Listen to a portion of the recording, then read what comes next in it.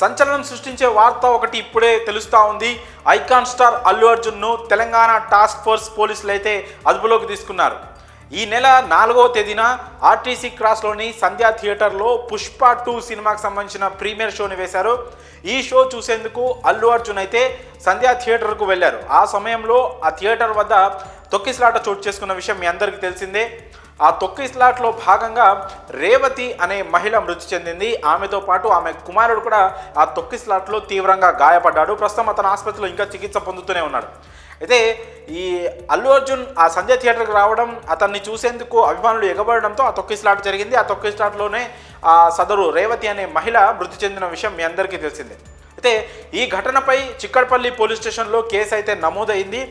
ఈ కేసుకు సంబంధించి ఇప్పుడు తాజాగా పోలీసులు అల్లు అర్జున్ అయితే అరెస్ట్ చేశారు. అల్లు అర్జున్ ఇంటికి వెళ్ళిన పోలీసులు అతన్ని అదుపులోకి తీసుకున్నారు. అయితే పోలీసులకు అల్లు అర్జున్ కూడా పూర్తిగా సహకరించారు.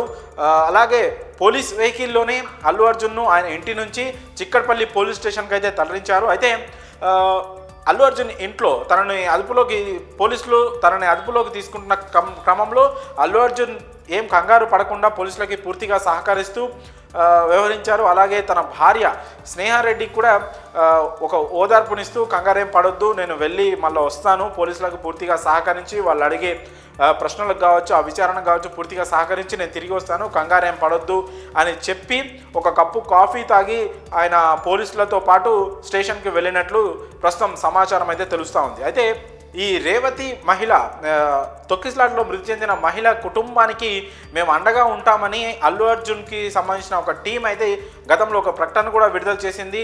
అల్లు అర్జున్ స్వయంగా ఒక వీడియో రిలీజ్ చేసి 25 లక్షలు నష్టపరిహారం కూడా చెల్లిస్తామని ప్రకటించినప్పటికీ కూడా ఆల్రెడీ కేసు నమోదై ఉంది కాబట్టి ఆ విచారణలో భాగంగా ప్రస్తుతం అల్లు అర్జున్ అయితే పోలీసులు అరెస్ట్ చేశారు, అదుపులోకి తీసుకున్నారు. అయితే జనరల్ ఎంక్వైరీ కోసమే అల్లు అర్జున్ని పోలీస్ స్టేషన్కి తీసుకెళ్ళినట్లయితే ప్రస్తుతం మనకి తెలుస్తూ ఉంది.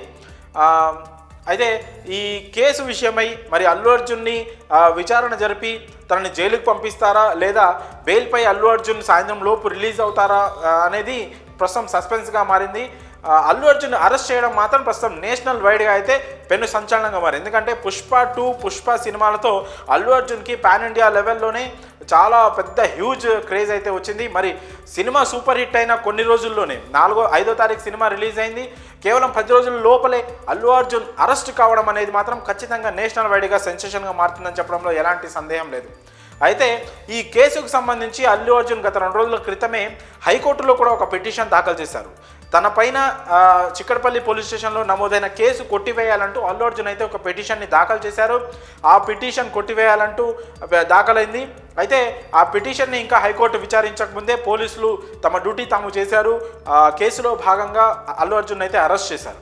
అల్లు అర్జున్ కంటే ముందే గతంలో ఈ కేసులో థియేటర్ యాజమాన్యంతో పాటు మరికొంతమంది నిర్వాహకుల పైన కూడా కేసు నమోదై ఉంది. వాళ్ళని అంతకుముందే అరెస్ట్ చేశారు. సో ఇప్పుడు అల్లు అర్జున్ ఈ కేసులో A2గా ఉన్నారు. ఆయనని కూడా అరెస్ట్ చేయడం ప్రస్తుతం సంచలనంగా మారింది. మరి అల్లు అర్జున్ జైలుకి వెళ్తారా లేదా బెయిల్పై విడుదలవుతారా అనేది మాత్రం ప్రస్తుతం అభిమానులు ఒక టెన్షన్ వాతావరణం నెలకొంది.